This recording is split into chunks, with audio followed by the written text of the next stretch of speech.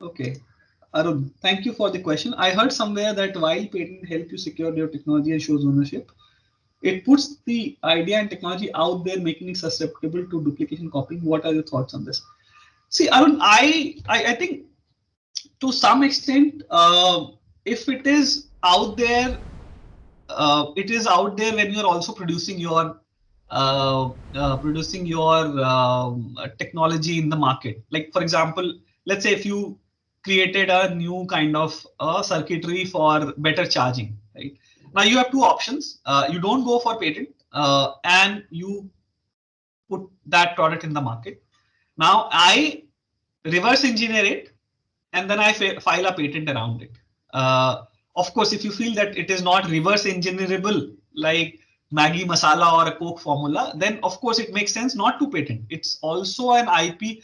I already discussed it that trade secrets are also form of IP, but again, you have to be very sure that it cannot be reverse engineered, right? So if it is something you feel that it cannot be reverse engineered, it is okay to keep a secret.